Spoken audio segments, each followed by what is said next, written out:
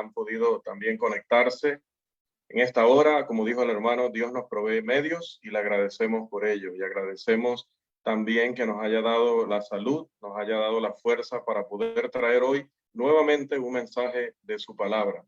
Amados, tal como anunciamos a través de nuestro grupo, traemos una lección más, que en este caso sería la lección número 9, la oración, o Jesús nos muestra que la oración debería hacerse con sinceridad, ¿sí? Vamos a hablar en primer lugar de esta cualidad tan importante hoy antes de hacer estas oraciones que siempre elevamos como iglesia, pero también para aprender en lo que tiene que ver con nuestra devoción personal, nuestras oraciones privadas, que es más que todo a donde se dirigen todas las lecciones que hemos estado compartiendo los sábados. Quiero que hablemos un poquito acerca de reflexión profunda y fervor en las oraciones de Jesús. En una lección anterior vimos que Jesús hablaba en serio acerca de la oración. Nos enseñó la seriedad que debemos darle al tema de la oración. Y esta lección de hoy puede parecer similar a esa, pero se refiere a otra cualidad distinta en las oraciones de Jesús. Bajo el tema de seriedad, consideramos el tiempo y la atención que Jesús le daba a la oración, incluso renunciando muchas veces a las necesidades de su cuerpo para poder dedicarse en abundancia a la oración. En esta temática de hoy, la de la sinceridad, consideramos la reflexión y el fervor que Jesús mostraba en sus oraciones. Algunas personas ven muy poco espacio en la religión para la emoción, tal vez porque este tema de la emoción les recuerda los excesos de las religiones falsas y ostentosas. Algunas culturas también ven a los hombres como fuertes y varoniles cuando ocultan sus emociones. Pero la religión bíblica difícilmente va a ser una religión que carezca de emociones. Siempre dentro de la Biblia vamos a encontrar que las emociones son importantísimas. Si no, lea clásicos como los Salmos, el Cantar de los Cantares, Lamentaciones y Apocalipsis. Pero más que eso, más que leer estos pasajes o estos libros más bien del Antiguo Testamento y de otras épocas y eras de los tratos de Dios con el hombre, sobre todo el énfasis de nuestras lecciones cada sábado es: mire la vida de Jesús, mire el ejemplo del Maestro.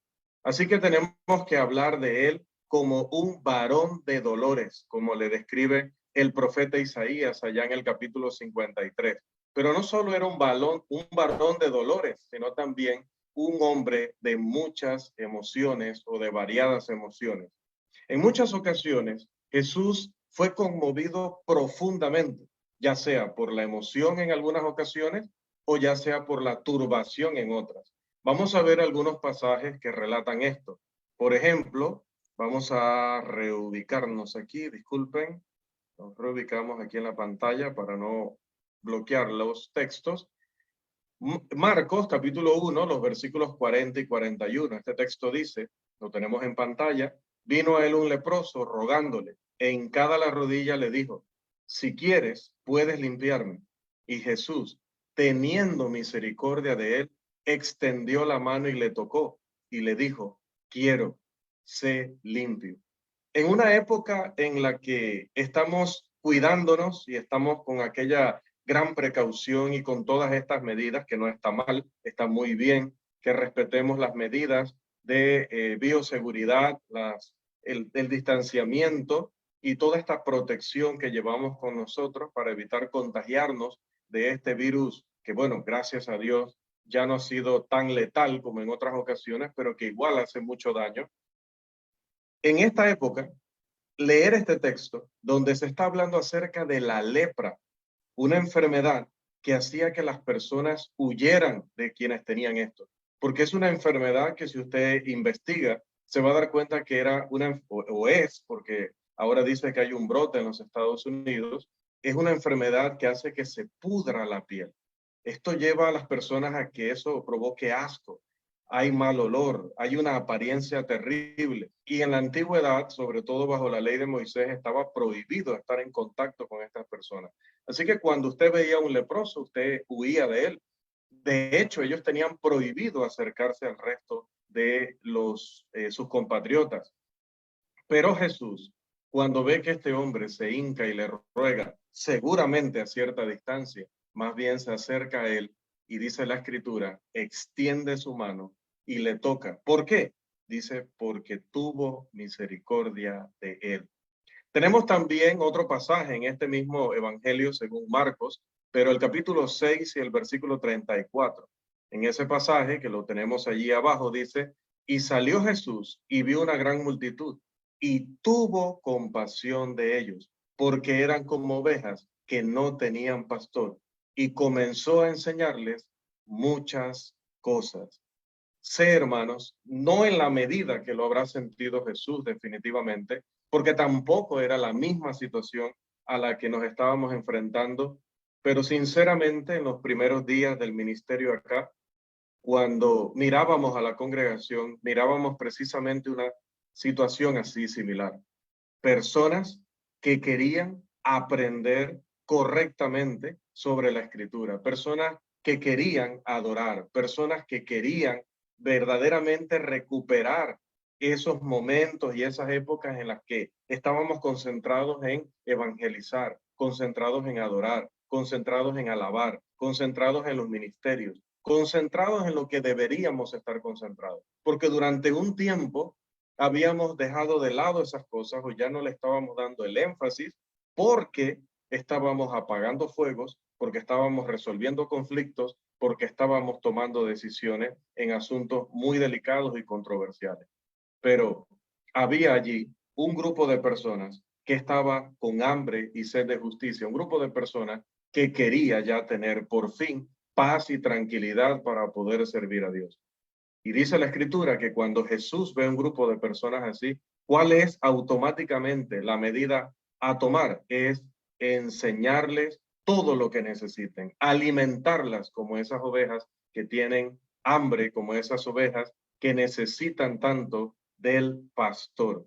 Amados, Jesús fue este tipo de persona, una persona que no era fría, que no era distante, era alguien que se mezclaba con la multitud, que los entendía, que compartía con ellos muchas de sus emociones. De hecho, la palabra griega en el Nuevo Testamento para compasión es simpateo, como su contraparte en español, simpatía, una palabra que es sinónimo de compasión. Esta significa literalmente sufrir con otro. Considere otros ejemplos que tenemos de una variedad de emociones que hay en nuestro Señor Jesús. Otra vez los tenemos allí en pantalla. Por ejemplo, en Juan capítulo 11, los versículos 33 y 35 dice, Jesús entonces al verla llorando y a los judíos que la acompañaban, también llorando, se estremeció en espíritu y se conmovió. Y luego el 35 dice, Jesús lloró. En Marcos capítulo 3, versículo 5, entonces mirándolos alrededor con enojo, entristecido por la dureza de sus corazones, dijo al hombre, extiende tu mano. Y él extendió y la mano le fue restaurada sana. Luego en Marcos capítulo 8, versículo 12, y gimiendo en su espíritu dijo, ¿por qué pide señal esta generación? De cierto os digo que no se dará señal a esta generación. Note los términos. Dice que al verla llorando, él también lloró, se estremeció en espíritu, se conmovió. Dice en el otro caso que mirando alrededor con enojo, se sentía entristecido por la dureza de sus corazones. Y en el último caso dice, gimiendo en su espíritu, se quejaba, ¿por qué esta generación pide señal? No era necesario ni siquiera darle en ese momento y contextos una señal. De hecho, se niega a dárselas porque estaba muy decepcionado de ellos. A veces los discípulos le traían motivos de alegría a Jesús, como allá en Lucas 10:21, pero también en otras ocasiones lo exasperaban, como en Marcos 9:19. En otra ocasión, en Marcos 7:34, dice la Escritura, levantando los ojos al cielo, gimió. Se indignó por el trato que los discípulos le dieron a los niños, allá en Marcos 10:14. Lloró por la sentenciada ciudad de Jerusalén, allá en Lucas 19:41. En dos ocasiones expulsó a los comerciantes del templo, según Juan 2:14 al 17 y Lucas 19:45 y 46. Su actitud intensa incluso se había profetizado desde el Antiguo Testamento, muchísimos años antes, cuando allá en el Salmo 69:9, el profeta dice, me consumió el celo de tu casa. Y así lo cita Juan en Juan capítulo 2, versículo 17. También estaba angustiado y turbado, anhelando que aquella misión que le había encomendado el Padre se cumpliera, según Lucas capítulo 12, los versículos 49 y 50. ¿Qué vemos entonces en la oración de Jesús? ¿Qué vemos en su vida de oración respecto a la oración? Que él oraba con pasión. Nosotros generalmente, como sucede, y por esto hago muchas aclaraciones en las clases, tenemos un lenguaje, lamentablemente en nuestra cultura, sobre todo panameña, muy limitado, donde cada vez que hablamos de discusión pensamos en pelea, cuando discusión es el intercambio de ideas. Cuando hablamos de pasión pensamos en algo sexual o algo sentimental, cuando la pasión simplemente tiene que ver con emociones fuertes, fervientes, en cualquier ámbito en el que éstas se muestren. Las emociones fuertes fueron parte de la vida de Jesús, porque su amor por Dios era completamente real y su preocupación por la gente era igual de auténtica, ferviente, entregada. No nos sorprende ver expresiones de emoción en las oraciones de Jesús.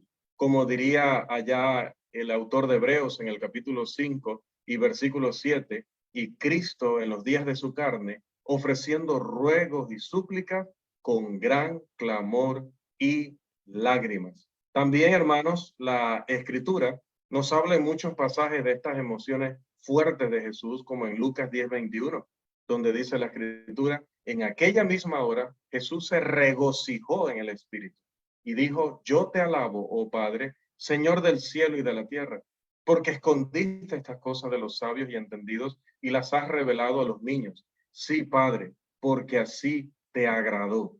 Ahora está turbada mi alma, dice Juan 12:27 y 28. ¿Y qué diré? Padre, sálvame de esta hora. Mas para esto he llegado a esta hora. Padre, glorifica tu nombre. Entonces vino una voz del cielo. Lo he glorificado y lo glorificaré otra vez. Y en Lucas 22:44, y estando en agonía, oraba más intensamente, y era su sudor como grandes gotas de sangre que caían hasta la tierra. Si nos parecemos más a Jesús, también seremos expresivos con Dios. Nuestras oraciones se volverán más sinceras, menos mecánicas, menos frías, menos repetitivas, más reales acerca de cuán maravilloso es Dios, cuán digno de reverencia y alabanza, cuán poderoso creemos que es para hacer incluso aquello que para nosotros o para cualquier ser humano es imposible. Y también tomaremos más en serio los temas vitales que mueven nuestro corazón a adorar y a orar. Por eso, hermanos, meditemos en estas realidades, meditemos en estas verdades en el momento de dirigir no solo las oraciones de hoy, sino siempre en nuestras oraciones diarias. Que Dios Todopoderoso nos siga bendiciendo.